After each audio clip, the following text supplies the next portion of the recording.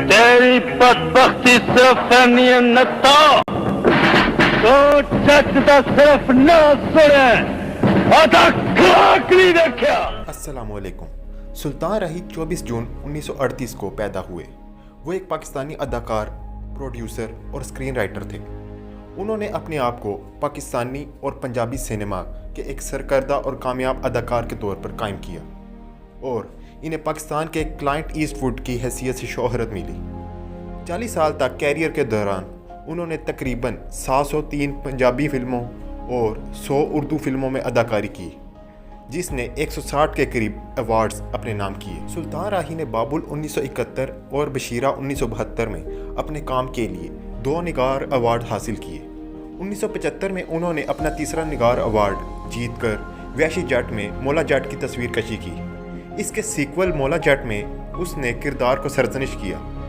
इनकी कुछ दूसरी फिल्मों में शेर खान, जानवरियाम, द गॉड फादर, शरीफ बदमाश और वैशी गुजर शामिल हैं। सुल्तान राही बरतानवी राज के दौरान एक अराई खानदान में ग्वाल मंडी रावलपिंडी में पैदा हुए। उनके वालिद सूबेदार मेजर अब्दुल मजीद बरतानवी हिंदुस्तानी फौज से रिटायर्ड अफसर थे। उन्होंने अपने फिल्मी कैरियर का आगाज़ 1959 में फिल्म बागी में बतौर मेहमान अदाकार के तौर पर किया। इनकी पहली पेशरफ्त फिल्म वैशी जट 1975 में आई। मौला जट 11 फरवरी 1979 को रिलीज़ हुई, जो इनकी सबसे कामयाब पाकिस्तानी फिल्म बन गई। इनके दीगर कामों में बेहराम डाकू, शेर खान, साला साहिब और गुलामी शामिल हैं। सुल्तान राही 535 से ज़्यादा फिल्मों में कलीदी किरदारों में नजर आए। उनके 5 बच्चे थे, जिनमें से एक हैदर सुल्तान भी एक अदाकार। राही की प्राइमरी तालीम रावलपिंडी में मुकम्मल हुई। उनका ख़ानदानी पस मंज़र मजहबी था और घरेलू माहौल इस्लामी था। जब वो 7 साल के थे, वो कारी अब्दुल सत्तार की निगरानी में तिलावत कुरान पाक सीखने ग्वाल मंडी के इलाके की मस्जिद जाते थे। उनके वालिद चाहते थे कि वो पाकिस्तान एयर फोर्स में शामिल हो जाएं, लेकिन वो खेलों में ज़्यादा दिलचस्पी रखते थे और स्कूल स्पोर्ट्स में हिस्सा लेते थे और वो स्कूल की हॉकी टीम का एक सरगर्म रुकन भी थे। उनके वालिद तालीम के हवाले से बहुत सख्त थे और उन्हें कभी स्कूल की क्लास छोड़ने की इजाज़त नहीं देते थे, लेकिन सुल्तान राही तालीम में इतना ज़्यादा दिलचस्पी नहीं रखते थे और उन्होंने हॉकी, क्रिकेट और फुटबॉल समेत खेलों की तरफ अपनी तवज्जो रखी और बाद में उन्होंने शोबिज़ में शमूलियत अख्तियार की और इसे अपना पेशा और कैरियर के तौर पर अपनाया। सुल्तान राही ने 4 दहाइयों से ज़्यादा अरसा पंजाबी फिल्मी सनत में काम किया। वो अपने वक्त का सबसे ज़्यादा मुआवजा लेने वाले पाकिस्तानी अदाकार थे। इनका नाम Guinness book of world record में इंतहाई नामवर अदाकार के तौर पर दर्ज किया गया था। हदायतकार अल्ताफ सैन ने मीडिया को बताया, मेरे ख्याल में ऐसा अदाकार सिर्फ एक बार ही पैदा हुआ है। वो एक ट्रेंड सेटर था।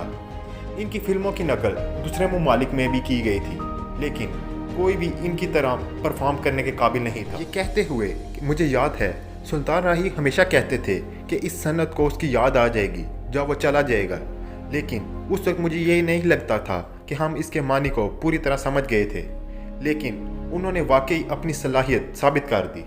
लॉलीवुड में सिर्फ एक ही सुल्तान राही था और हमेशा एक ही सुल्तान राही रहेगा। कोई भी उसकी जगह नहीं ले सकता। मुस्तफ़ा कुरैशी ने तबसरा किया, हमारी स्क्रीन केमिस्ट्री मुतअद्दिद तरीक़ों से मुनफरिद थी।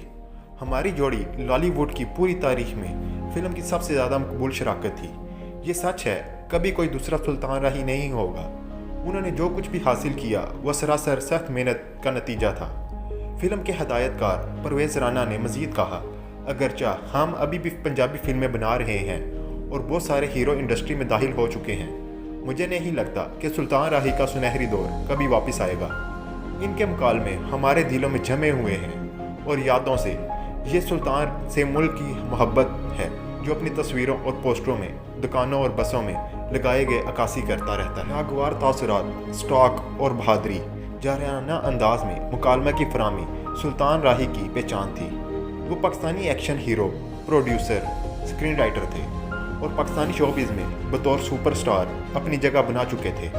सुल्तान राही को Chuck Norris, James Bond, Bruce Lee और सिल्वेस्टर स्टालोन की पाकिस्तानी मुआफ़क़त के तौर पर पहचाना जाता है। ये सब एक साथ मिलकर पंजाबी असर व रसूख में शामिल हैं। मौला जट की कामयाबी के बाद वो किसी भी पंजाबी फिल्म की कामयाबी के लिए एक लाजमी शख्सियत के तौर पर जाने जाते थे। सुल्तान राही एक कामयाब और बासलाहियत अदाकार होने के अलावा वो एक शाइस्ता और सही आदमी थे। جو اپنے ساتھی اداکاروں، ذاتی عملے اور تکنیکی ماہرین کی ہمیشہ مدد کرتے تھے۔ 9 جنوری 1996 کو سلطان راہی اور ان کے دوست احسن، ایک فلم ہدایت کار، اسلام آباد سے لاہور کے لیے پاکستان کی مرکزی شاہراہ سے جا رہے تھے۔ گجرانوالہ میں سمنا آباد چنگی کے قریب ان کی گاڑی کو فلیٹ ٹائر مل گیا۔ جب وہ اسپیئر ٹائر لگا رہے تھے تو چوروں نے گاڑی کے قریب پہنچ کر ان کو لوٹنے کی کوشش کی۔ جب سلطان راہی نے مزاحمت کی تو انہوں نے گولی مار دی، احسن کو زخمی کر دیا۔ اس کے نتیجے میں سلطان راہی کی موت ہو گئی۔